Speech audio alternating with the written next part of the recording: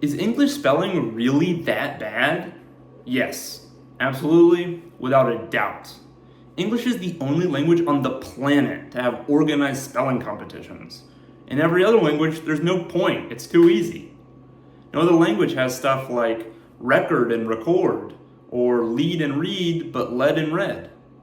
But why is English spelling so bad? Whose fault is it? Could it be William Shakespeare?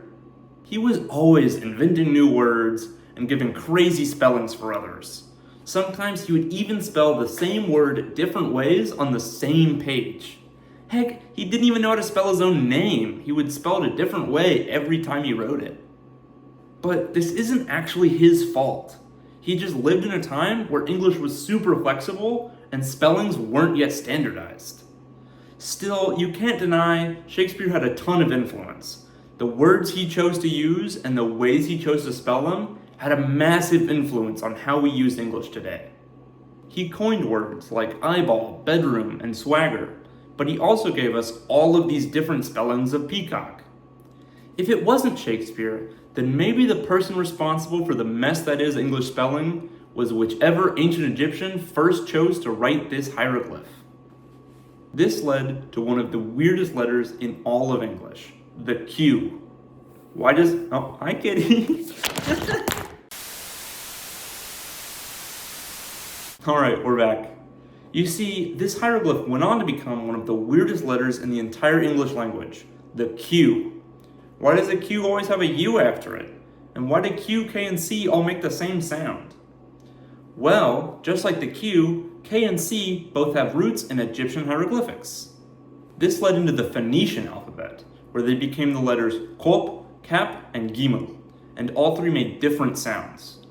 When this alphabet then passed into Greek, which didn't actually have the K sound, Kof and Kappa ended up sharing a sound.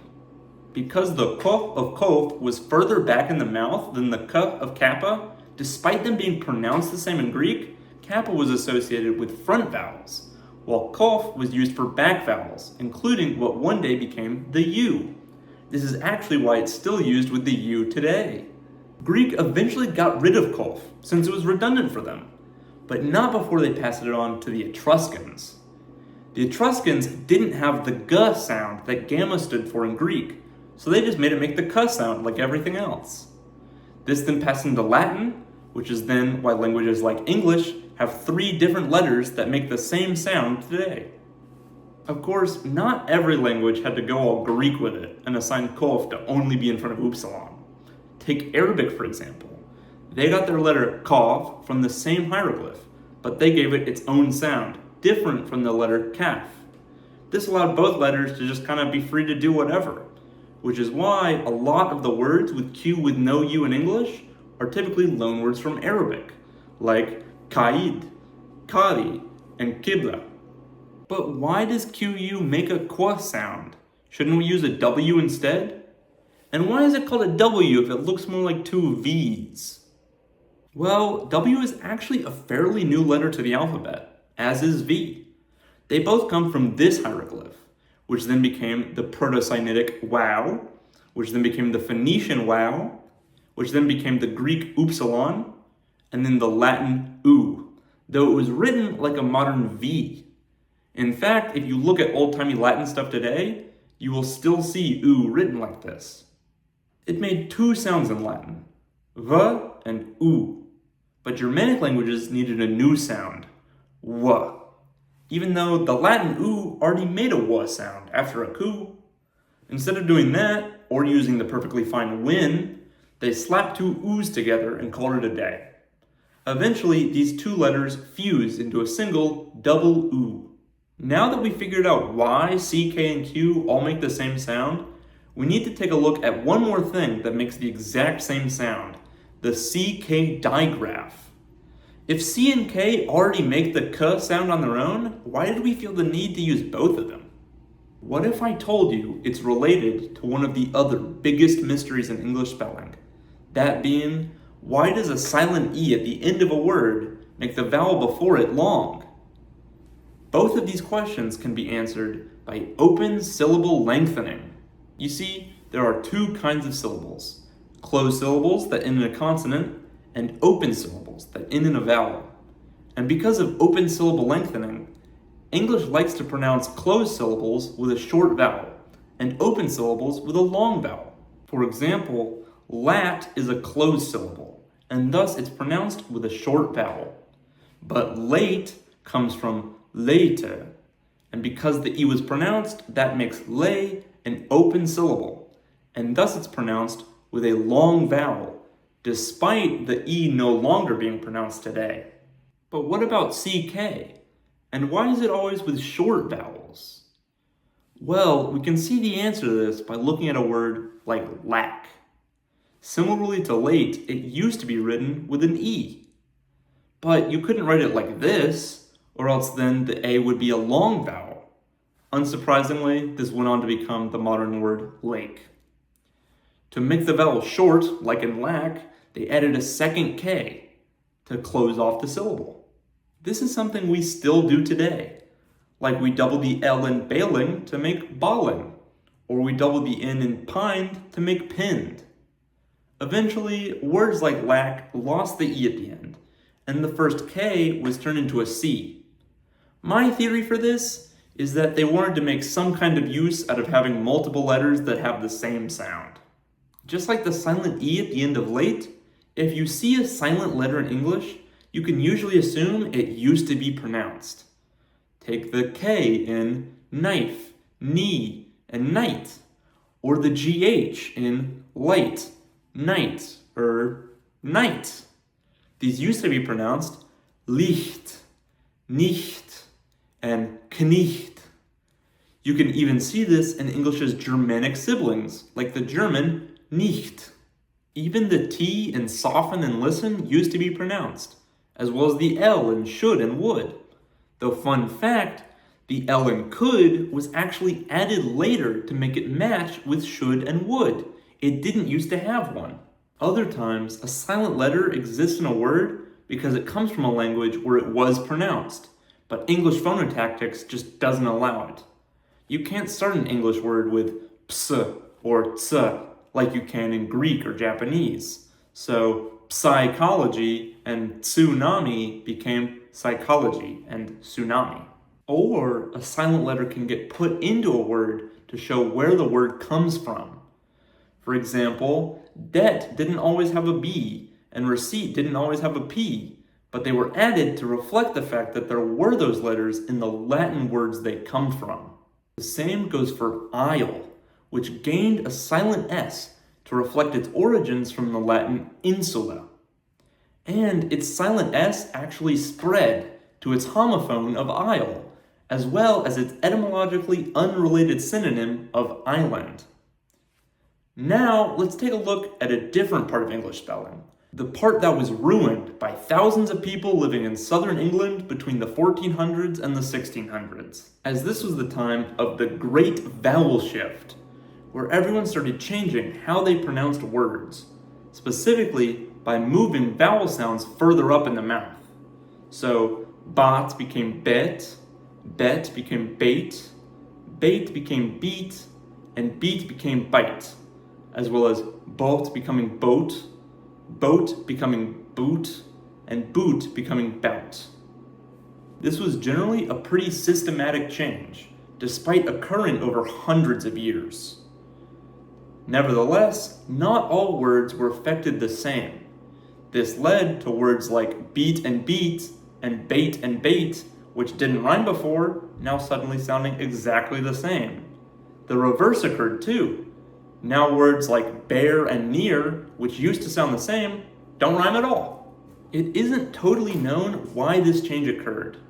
One theory is that it's because of the Black Death, which led to people from all over England with different dialects moving to London. Another theory is that it comes from people wanting to sound less French, due to France transitioning from being rulers of England to public enemy number one. But the main reason that the Great Vowel Shift had such a devastating effect on English spelling is because of Johannes Gutenberg and his accomplice, William Caxton. Gutenberg was the inventor of this newfangled thing called the printing press, and William Caxton was the first one to introduce it to England. This invention absolutely revolutionized language as a whole, not just English, by making books and knowledge more widely accessible to everyone. But in terms of English, they picked a pretty bad time to do it. English was right in the middle of the Great Vowel Shift, and the pronunciations of just about every word were changing right when the printing press comes along and standardizes all the spellings. Many languages have had shifts in pronunciation, but they just changed their spellings to match. But because these changes happened right when the printing press was putting it into books and getting mass-produced, these old spellings stuck, and they even lasted till today, where they no longer match what's being said. In addition, Caxton did a little bit of English spelling changing all on his own, as he's the one who added the GH in words like ghost.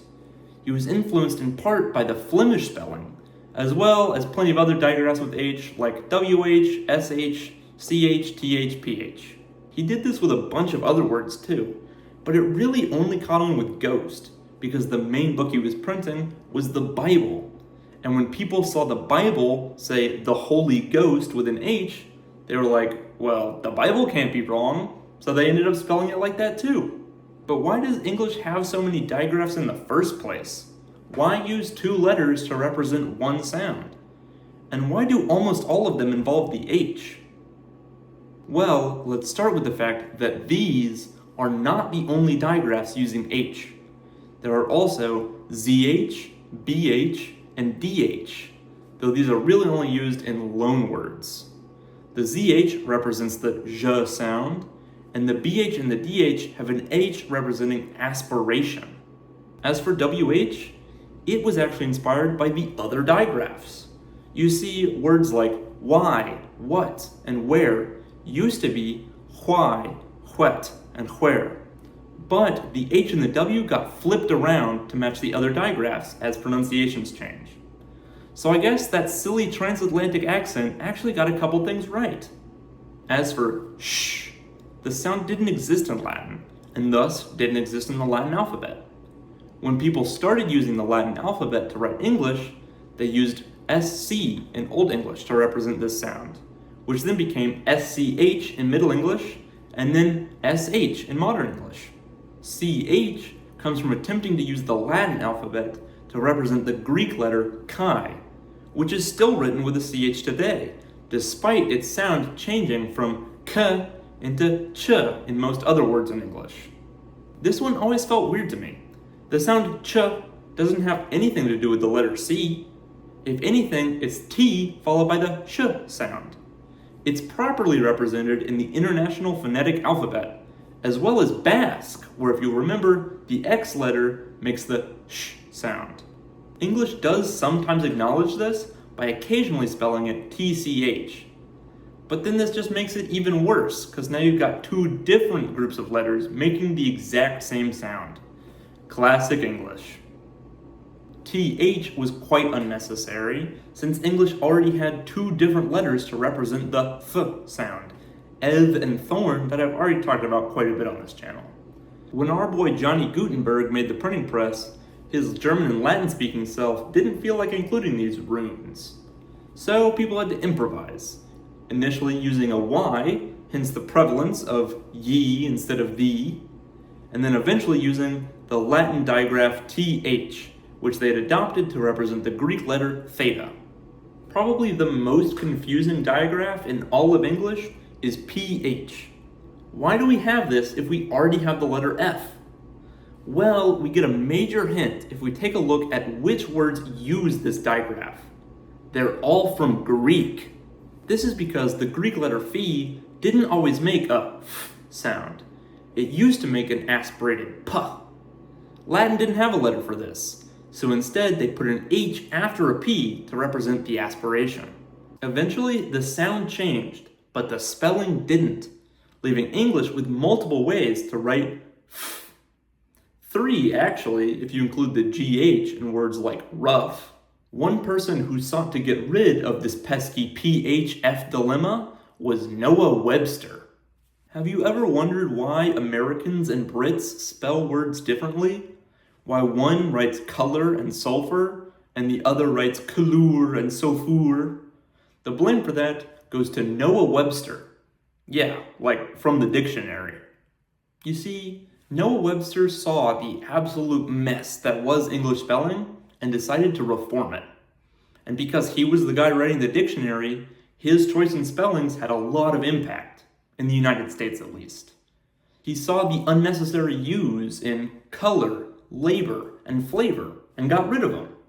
And he saw the weird R and E in center, theater, and fiber, and flipped them.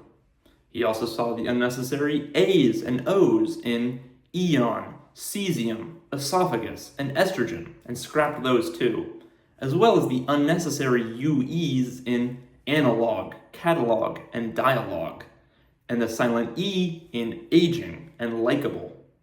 But the American spelling reform wasn't 100% consistent. Glamour got to keep its U, and mediocre got to keep the weird order of its R and E, and Phoenix kept its O, and dialogue, a word I gave as an example of a word that lost its UE, actually keeps it in most people's spelling. Same for words like synagogue and demagogue. Plus, like all attempts to create one single standard for everyone to use, Noah's reform just made one more competing standard, helping to splinter English orthography even more. But while he is the reason why English and British spellings are so different, Noah Webster is not the reason why these variations exist in the first place. The fault for that lies with William the Conqueror. The person I would argue had the greatest influence on the English language of any person in history, even more than Shakespeare and Chaucer, or Gutenberg and Caxton, or even Merriam and Webster. Perhaps even more than Fergie, who completely changed the English language when she coined the word Fergalicious. So, what did William the Conqueror do to change the English language? Well, unsurprisingly enough, he conquered. More specifically, he led the 1066 Norman conquest of England. To oversimplify it a little bit, King Edward died and these two guys named Harold both said that they were the new king, as did William, Duke of Normandy. Harold killed Harold, but then William killed Harold, and now this guy from Normandy is the king of England. William brings all his Norman buddies and makes them nobles, leading to England being a place where commoners speak Anglo-Saxon, the priests and judges speak Latin, and the nobility speaks Norman French. This has a massive impact on the English language, basically being the thing that transforms Old English into Middle English. It is also the reason that English has so many different words that all mean the same thing but have slightly different connotations based on if they're from French, Latin, or Old English. Perhaps my favorite example of this is that it leads to English having different words for animals than it does for meat, because the farmers raising the animals spoke Anglo-Saxon, but the nobility eating the meat spoke French. Because Old English, Norman French, and Latin all had entirely different spelling rules, this is what led to English having so many different words that seem to follow a bunch of different contradictory rules. So thanks to this bastard, as in he was literally a bastard child, his name before it was William the Conqueror was literally William the Bastard, as well as millions of different loan words stolen from every language on earth, which you can learn about here, and different dictionaries in different countries, the printing press being introduced at just the wrong time, people literally willing to make up new words, and hundreds of years of small changes, English grew to be the beautiful and messed up language that I'm speaking to you in right now. I believe this video has made clear that English is in some dire need of some spelling reform, and I think I've got the perfect solution. First, we simplify vocabulary by getting rid of all these duplicate words from French and Anglo-Saxon, instead sticking to mostly just words from Latin.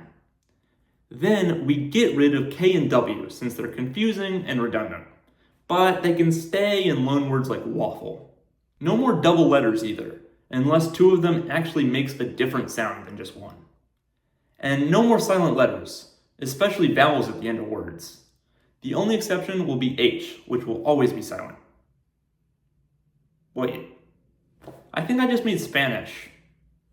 Whatever, it's still an improvement. I actually made a video comparing English and Scrabble, which you should go watch. While you're at it, there's plenty more videos about linguistics, geography, and even Scrabble. So if you like languages enough to have sat through this entire video, you should go check them out. and subscribe while you're at it for future videos. I'm actually currently working on a video where I'm going to finally talk about a game that isn't Scrabble. And instead, I'm going to cover this super underground niche board game called chess. If you've ever wondered where chess comes from, or why the castle is called a rook, then I think you're going to like it. I really appreciate you watching this video, and would absolutely love it if you would support the channel by doing all the YouTube stuff. Have a nice day!